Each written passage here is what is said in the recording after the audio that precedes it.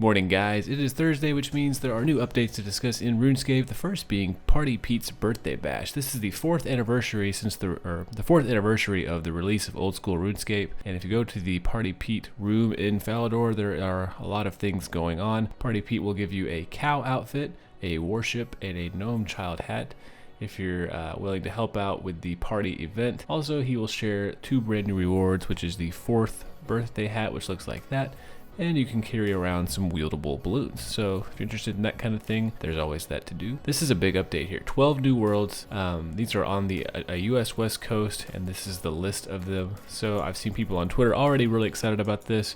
However, there are no new Australian worlds. I know people in Australia have really been wanting us to expand out there, but there are 12 new worlds and they are based on the West Coast, so if you live out that way, this should be good for you. Now, these are some of the bigger updates this week, some of the PVM quality of life improvements that were talked about in the previous poll. It is now possible to right-click the ladder leading to DKs and select the Slayer option to access a separate version of the ladder. So if you're doing them on task, you can now have access to a dungeon that is only meant for killing the Dag Kings on task. Within this version of the ladder, you will only be able to attack the DKs while you're on a Dagannoth or Dagannoth King Slayer task. There are no restrictions on entering this version of the lair in case you want to return to pick up items after death. Now, from what I understand, there are no restrictions on drops too in this particular version of the dungeon. Also, there are 2 new places to peek into the Cowfight Queen and Dagannoth King lairs. Dagannoth Kings have been kind of a pain because there were only a couple of safe spots to go and then look down the ladder previously, and it was usually costing people a lot of time and resources to go do that. I've seen people on Twitter saying they were doing it for hours, and pretty much their whole inventory of supplies that they were planning on using for the trip in the first place was already gone. So these 2 cracks make it easier to look into the room to see if it is occupied without having to waste unnecessary amounts of food.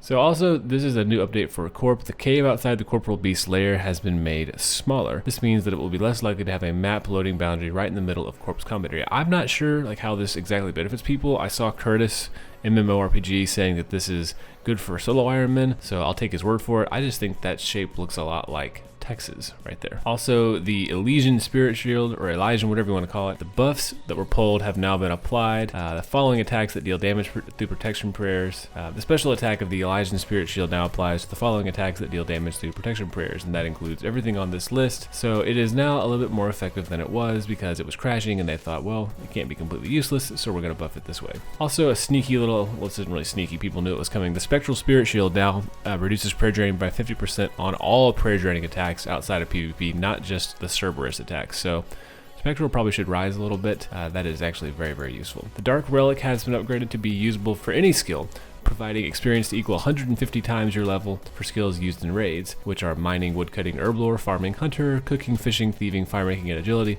and 50 times the amount of your level for other skills. Slayer Masters now offer to convince Mithril Dragons to drop their bars in noted form while on a Slayer assignment for a cost of 200 Slayer points. I'm going to unlock that right away. And the Trident of the Seas and Toxic variant can now be charged without unequipping held items. This is actually very useful. Whenever you're having to charge your Trident and you had to unequip your whatever you're holding, usually means banking your inventory. It was just a pain. This is nice. The King Black Dragon timer, respawn timer, has been reduced to 10 seconds. That is actually very useful. It was previously like a minute, I think, and this will, I don't know, if I have a King Black Dragon task, that'll probably help out a lot. Also, redwood trees have now been reworked graphically. They look really, really nice. I'm just going to say, Ghost, you did a pretty good job on this. Nothing new about actually cutting them. This is all just graphical, and they look very, very pretty. Aside from looking distinct, there are now many more spots where you can chop away at the 2 redwood trees found inside the woodcutting guild. Anyways, guys, that's going to do it for this update video. Hope you are having a good morning. I will see you later this week. Maybe a stream tonight, twitch.tv/Zackerson if you want to tune in, and I will see you guys later.